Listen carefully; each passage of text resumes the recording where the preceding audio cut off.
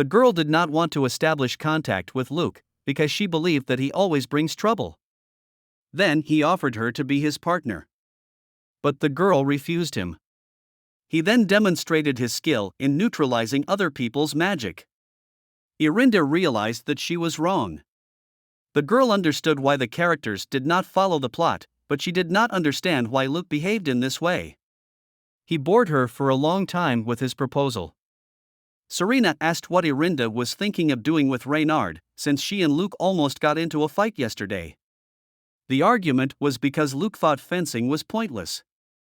The girl did not understand why the events unfolded around her, if the main character of the novel was Serena. Serena asked, "What about the prince?" Irinda replied that the last time she saw him, he was confused. Then the girl was surprised that when Serena passed by him, he didn't even try to talk to her. At this point, the story turns to thinking about how much the plot of the novel has changed. Her thoughts were interrupted by Serena, who reassured Irinda and said that she was always there. At that moment, the prince came in and called Irinda to talk. Irinda was worried that nothing would happen to her, and then Luke appears. Luke said he was worried about Serena. Then they mocked the prince a little together. The prince asked Luke who he was. Irinda said, "Don't pay attention, he's just crazy." The prince said that what Irinda did last time put him in a ridiculous position, and asked if she does not expect mercy. The girl immediately fell into thinking about what would happen next and what to do. Luke asked if the prince wanted to kill her because of that incident. Irinda replied that not necessarily because of that incident, but one day he would do it. Luke also asked if Irinda regretted what she said not a bit. The prince asked again if Irinda had lost her mind. She said it didn't matter because he was going to kill her again anyway. The word again confused everyone. The prince offered her to repent, and she replied, "Shut up." Afterwards, Luke told Irinda that she was his ideal. She replied that she did not want to be his ideal. The prince said that she was really crazy, but reminded the girl that it didn't matter what family she was from. Then he said, "I see you don't care about your father?" Irinda replied to the prince that he was right. Luke began to shout that he liked Irinda, at which point Irinda used magic. This surprised the prince, although he did not remember Irinda studying magic before. Luke reminded her of the offer and added that if she accepted it, Irinda would enter the magic tower. The magic tower is officially responsible for the maintenance of the royal family, and they cannot harm one. If Irinda becomes a member of the magic tower, it will solve a lot of problems. Luke took Irinda's hand and they teleported into the auditorium, then back. She told the prince that if she couldn't do anything, she hoped he would die himself. Then they teleported into the audience again, for which they were punished, because it is forbidden. While serving their sentence, they talked a little. Irinda was angry at first, then calmed down. The professor scolded Irinda with the same words as in her first life, but now the punishment is not 3 circles, but only 1. At that moment, Serena came running with a towel and gave it to Irinda. Irinda said thank you and that she would return it when she washed him.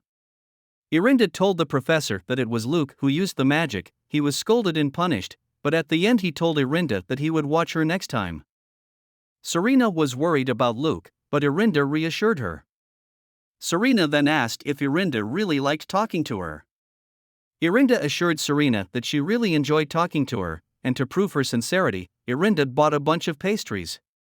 After that, Serena offered to share with Luke, because he must be tired. Irinda said not to worry, as she was sure he would use his recovery magic once he finished serving his sentence. The girls talked a little about the fact that Irinda is Luke's partner, although from the beginning she wanted to be a partner with Serena. As a result, Irinda said she would share with Luke.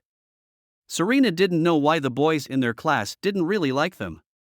Therefore, he wants them to get along with Luke. At this moment Reynard appears. Irinda immediately asked if he was after training. Did he have time to eat?